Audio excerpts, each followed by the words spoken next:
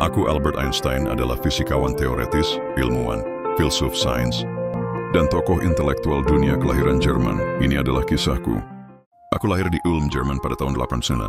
Bagi sebagian orang, masa kecil adalah kenangan indah, penuh tawa, bermain, dan rasa aman. Bagiku, itu dimulai dengan keheningan yang panjang. Aku terlambat berbicara. Orang-orang mengira aku bodoh, lamban, tidak normal. Bahkan ada yang mengatakan aku mungkin tidak akan pernah bisa sekolah dengan baik. Aku ingat melihat orang-orang berbicara dengan lancar di sekitarku, dan aku hanya diam.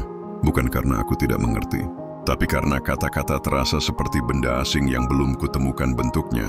Keheningan itu membuatku mengamati lebih banyak. Setiap bayangan di dinding, setiap cahaya matahari yang menembus jendela, setiap jarum kompas yang selalu menunjuk ke arah yang sama, semua itu menimbulkan pertanyaan di dalam diriku. Kenapa jarum itu tidak pernah berhenti menunjuk ke utara? Kenapa cahaya bisa menghangatkan kulit, tapi tak bisa kutangkap dengan tangan? Kenapa waktu terus bergerak, tapi tak ada yang bisa melihatnya? Di rumah, kami bukan keluarga yang taat beragama. Ayahku, Herman, menjalankan bisnis listrik kecil. Ibuku, Pauline, mencintaiku, tapi juga mengkhawatirkan masa depanku. Mereka mengirimku ke sekolah Katolik untuk pendidikan dasar, meski kami Yahudi secara etnis. Di sanalah aku pertama kali mendengar cerita-cerita tentang Tuhan, penciptaan, dan mukjizat. Sebagai anak, aku mendengarkannya dengan kagum. Sampai suatu hari aku mulai bertanya terlalu banyak. Kalau Tuhan menciptakan dunia dalam 6 hari, bagaimana dengan fosil dinosaurus? Kalau Tuhan itu baik, kenapa ada perang? Guru agamaku tidak senang dengan pertanyaan itu. Aku mulai merasakan jarak antara jawaban yang kuterima dan rasa ingin tahu yang tak pernah puas di dalam diriku. Saat beranjak remaja, aku menemukan dunia lain, dunia matematika dan fisika. Di sana, pertanyaan-pertanyaan memiliki cara untuk dikejar sampai tuntas. Angka tidak marah ketika kau mempertanyakannya. Persamaan tidak tersinggung ketika kau mengujinya. Aku bisa duduk berjam-jam hanya memikirkan sebuah masalah. Bagaimana cahaya bergerak? Apa yang akan kulihat jika aku bisa mengejar seberkas cahaya? Pertanyaan ini kelak akan menjadi inti dari hidupku. Ketika aku berusia 15 tahun, keluarga kami pindah ke Italia. Aku meninggalkan sekolah di Jerman yang kaku dan penuh aturan. Sistem pendidikan di sana menekankan hafalan, bukan pemahaman, dan aku membencinya. Aku lebih suka belajar sendiri, membaca buku fisika tingkat lanjut yang bahkan belum pernah diajarkan di kelas. Aku menyadari bahwa aku belajar bukan untuk nilai, tapi karena aku ingin tahu. Namun keinginan tahu itu juga membuatku merasa terasing. Teman sebayaku membicarakan musik populer atau olahraga. Aku memikirkan waktu, ruang, dan teka-teki alam semesta. Tahun 1905 menjadi titik balik awal. Tahun yang disebut banyak orang sebagai Annus Mirabilis, tahun keajaiban. Di tengah pekerjaanku yang sederhana sebagai pegawai kantor paten di Bern, Swiss, aku menulis 4 makalah yang akan mengubah fisika selamanya. Salah satunya memperkenalkan teori relativitas khusus. Di sanalah persamaan sederhana lahir, I, MC2. Energi dan massa adalah 2 sisi dari koin yang sama. Dunia ilmiah terkejut, namaku mulai dikenal. Dan untuk pertama kalinya, aku merasakan bahwa pikiranku mungkin benar-benar bisa memengaruhi dunia. Tapi ketenaran awal itu belum menjawab pertanyaan-pertanyaan yang lebih dalam. Jika hukum-hukum alam begitu elegan, dari mana asalnya? Jika alam semesta ini seperti jam raksasa yang bekerja sempurna, siapa pembuat jamnya? Di titik ini, aku belum punya jawabannya. Tapi aku tahu satu hal. Semakin dalam aku mempelajari alam semesta, semakin aku merasa ada sesuatu yang lebih besar.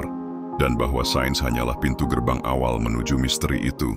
Tahun 1915, aku mempublikasikan teori relativitas umum. Konsep ruang dan waktu, gravitasi, dan kosmos berubah selamanya. Persamaan itu bukan hanya menyatukan matematika dan fisika. Itu membuka jendela menuju alam semesta yang tak terbayangkan. Media memujiku, dunia menyebutku jenius. Dan untuk sesaat, aku percaya pada pujian itu. Tapi di dalam hatiku ada sesuatu yang mengganggu. Karena pada saat aku mengungkap hukum-hukum alam, dunia manusia sedang tenggelam dalam kekacauan. Perang dunia ini pecah, negaraku, Jerman, terjerat dalam pertumpahan darah. Ilmu yang kucintai digunakan untuk membangun senjata mematikan. Aku menandatangani manifesto perdamaian bersama beberapa intelektual lain. Tapi itu tidak menghentikan dentuman meriam. Aku mulai melihat perbedaan tajam antara keindahan hukum alam dan keburukan hati manusia. Sains bisa menjelaskan lintasan planet, tapi ia tidak bisa menghentikan kebencian di dada manusia. Di tahun-tahun berikutnya, ketenaranku terus tumbuh. Aku pindah ke Amerika, mengajar di Princeton. Tapi sekali lagi, bayang-bayang perang menghantui dunia. Perang Dunia II dimulai. Dan kali ini ancamannya jauh lebih gelap. seorang fisikawan, Leo Szilard, datang padaku. Ia menunjukkan kemungkinan mengembangkan bom berbasis fisi nuklir, senjata yang bisa menghancurkan seluruh kota dengan satu ledakan. Aku benci ide itu, tapi aku juga tahu bahwa Jerman di bawah Hitler sedang mengejar teknologi yang sama. Dengan berat hati, aku menandatangani surat kepada Presiden Roosevelt, mendorong penelitian bom atom sebelum musuh lebih dulu menemukannya. Surat itu berkontribusi pada lahirnya proyek Manhattan. Ketika bom atom akhirnya dijatuhkan di Hiroshima dan Nagasaki, dunia terdiam. Dan begitu juga aku merasa bersalah. Bukan karena aku membangunnya, aku tidak terlibat langsung, tapi karena aku pernah mendorong langkah awalnya. Ilmu yang kucintai sekali lagi digunakan untuk menghancurkan. Dan aku mulai bertanya pada diriku sendiri, apakah pengetahuan tanpa moralitas adalah kutukan bagi umat manusia? Pertanyaan itu menuntunku pada refleksi yang lebih dalam. Banyak kolega ilmuwan menjadi ateis. Bagi mereka, semakin kita memahami alam semesta, semakin sedikit kita butuh Tuhan. Tapi aku melihatnya berbeda. Bagiku, semakin aku memahami hukum-hukum alam, semakin aku merasa ada sesuatu atau seseorang yang menulis hukum itu. Aku sering berkata, Tuhan tidak bermain dadu dengan alam semesta. Bagi sebagian orang, itu hanya metafora. Tapi bagiku, itu adalah pengakuan. Aku menolak gagasan bahwa kosmos ini hanyalah hasil kebetulan buta. Aku bukan orang yang religius secara tradisional. Aku tidak mengikuti semua ritual. Tapi aku menolak ateisme yang kering. Aku percaya pada apa yang kusebut rasa kagum kosmik, sebuah keyakinan bahwa ada kecerdasan, ketertiban, dan keindahan yang melampaui pemahaman manusia. Dan aku yakin itu bukan hasil proses acak. Namun aku juga tahu bahwa sains punya batas.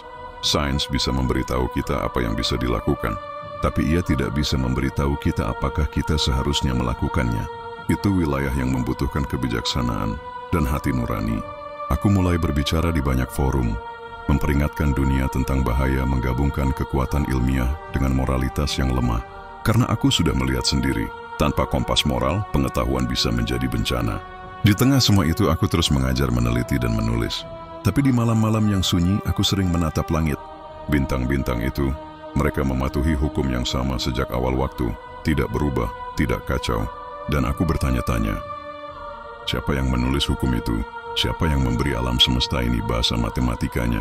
Aku tidak punya semua jawabannya, tapi aku tahu satu hal, logika yang membentuk kosmos ini jauh melampaui kebetulan. Tahun-tahun berlalu, rambutku memutih, tubuhku melemah, tapi pikiranku tetap gelisah. Aku tidak lagi memburu persamaan baru seperti dulu. Sekarang aku memburu pengertian yang lebih dalam tentang apa artinya menjadi manusia. Di laboratorium, aku masih memecahkan teka-teki alam. Tapi di hatiku, aku memikirkan teka-teki yang lebih besar, makna hidup. Asal-usul moral, sumber keindahan. Banyak yang masih bertanya padaku, Profesor Einstein, apakah Anda percaya pada Tuhan? Aku selalu menjawab dengan hati-hati. Tidak, aku bukan penganut agama formal. Aku tidak memeluk satu tradisi tertentu secara penuh. Tapi aku menolak ateisme yang kering. Bagiku, Tuhan adalah misteri yang membentuk alam semesta ini. Bukan Tuhan yang duduk di awan dengan janggut panjang, tapi Tuhan yang mengungkapkan dirinya melalui hukum-hukum alam yang elegan dan tak berubah. Aku menyebutnya rasa kagum kosmik, sebuah kesadaran bahwa kita adalah bagian dari sesuatu yang tak terbatas dan tak terukur, dan bahwa keteraturan yang kita temukan di alam bukanlah kebetulan. Di tahun-tahun terakhirku, aku sering merenung di tepi danau dekat Princeton. Airnya tenang, cahaya sore memantul seperti emas cair. Aku duduk di sana memikirkan perjalanan panjang ini. Aku pernah menjadi anak yang lambat bicara, dianggap bodoh oleh guru-gurunya. Aku pernah menjadi pegawai kantor paten yang anonim. Aku pernah menjadi pusat perhatian dunia. Dan sekarang, aku hanyalah seorang manusia yang tahu bahwa semakin banyak aku belajar, semakin aku menyadari betapa sedikit yang aku pahami. Sains memberiku alat untuk memahami dunia fisik, tapi itu tidak memberiku alasan untuk hidup.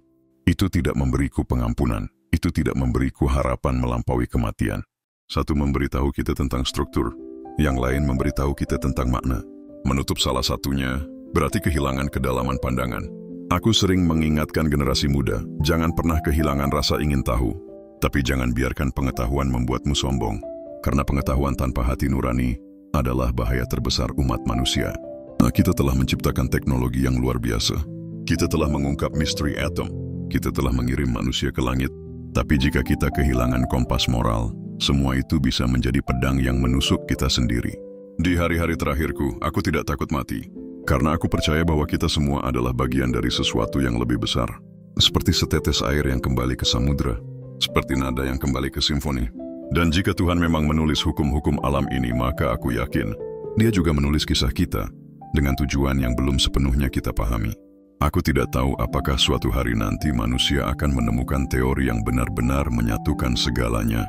Tapi aku tahu bahwa ketika hari itu tiba, kita akan menemukan bukan hanya persamaan, tapi juga sebuah keindahan yang akan membuat kita terdiam. Dan mungkin di dalam keindahan itu kita akan mendengar bisikannya. Hari ini, jika aku bisa meninggalkan satu pesan untukmu yang mendengar kisah ini, jangan takut mempertanyakan segalanya. Jangan takut mencari kebenaran. Dan ketika kebenaran itu membawamu pada sesuatu yang lebih besar dari dirimu, jangan menutup pintu hanya karena itu tidak bisa kau masukkan ke dalam tabung reaksi, karena ada hal-hal yang lebih besar dari sains. Dan itu bukan berarti sains salah, tapi berarti hidup ini lebih luas daripada apa yang bisa kita hitung. Namaku Albert Einstein, dan aku seorang ilmuwan, seorang pencari, dan seorang yang percaya bahwa di balik keteraturan alam semesta, ada pikiran dan hati yang lebih besar dari segalanya. Bintang-bintang mengikuti hukumnya, samudera bergelombang sesuai iramanya. Dan mungkin, hati manusia pun diciptakan untuk mengenalnya.